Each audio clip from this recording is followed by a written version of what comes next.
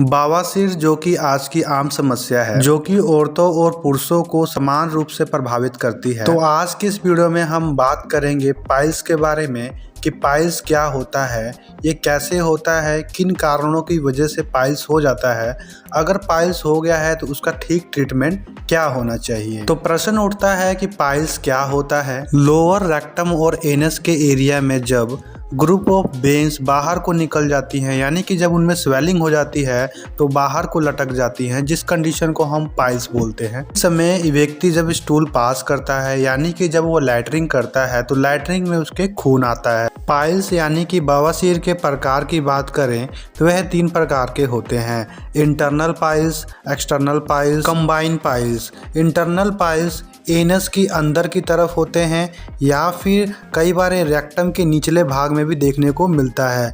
इसे आप आसानी से महसूस नहीं कर सकते, जबकि जो एक्सटर्नल पाइल्स होते हैं उसे आप आसानी से महसूस कर सकते हैं। कंबाइन पाइल यानी कि किसी व्यक्ति में दोनों पाइल्स एक्सटर्नल और इंटरनल एक साथ पाए जाते हैं, तो इस स्टेट को हम कंबाइन पाइल्स बोल देते हैं। अब सवाल ये उठता है कि पाइल्स किन कारणों से होता है।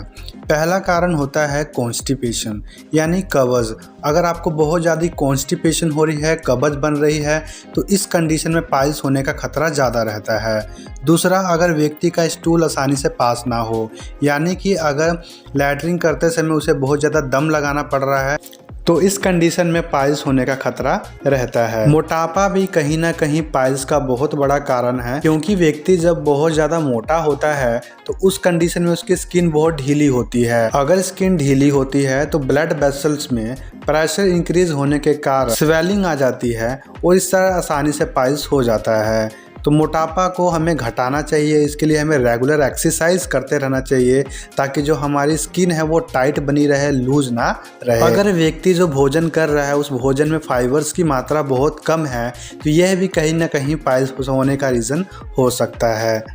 अगर व्यक्ति अपने खाने में मसाले का उपयोग बहुत ज़्यादा कर रहा है या फिर तली हुई वस्तुओं का उपयोग बहुत ज़्यादा कर रहा है तो ये भी कहीं ना कहीं पाइल्स होने का कारण बन सकती है। तो अब यह सवाल उठता है कि पाइल्स बन कैसे जाती हैं। जब टिश्यू में प्रेशर इंक्रीज होता है तो वहाँ की वेन्स डायलेट हो जाती हैं। डायलेट होने की वजह से, सूजन आने की वजह से उनकी एक तरह की आउट ग्रोथ हो जाती है जो पाइल्स का कारण बनती है। चलिए अब हम ट्रीटमेंट की बात करते हैं कि अगर पाइल्स हो जाए यानी कि बवासीर हो जाए तो उसका क्या ट्रीटमेंट होना चाहिए। सबसे पहले हमें इस बात का ध्यान रखना चाहिए कि हमें कॉन्स्टिपेशन यानी कि कब्ज ना हो। इसके लिए आपको उच्च फाइबर से भरपूर भोजन खाने में उपयोग करना चाहिए। अगर आप किसी प्रकार का रेगुलर दवाई खा रहे हैं और उससे आपको कॉन्स्टिपेशन हो रहा है तो उसको आपको छोड़ देना चाहिए। सिर्फ लूज यानी कि जिसमें लैक्टुलोज सोल्यूशन होता है उसे 30 ml रात को पेशेंट को देना चाहिए।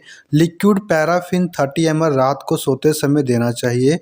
अगर इससे भी पेशेंट को आराम नहीं मिलता तो 500 ml साबुन और ग्लाइसरीन को मिलाकर इनीमा के तौर पे पेशेंट को दिया जाना चाहिए। कॉन्स्टिपेशन बार बार हो रही है तो पेशेंट इसके लिए इसबगोल पेट सफा का उपयोग कर सकता है। तो दोस्तों, इस वीडियो में हमने पाइल्स के बारे में जाना।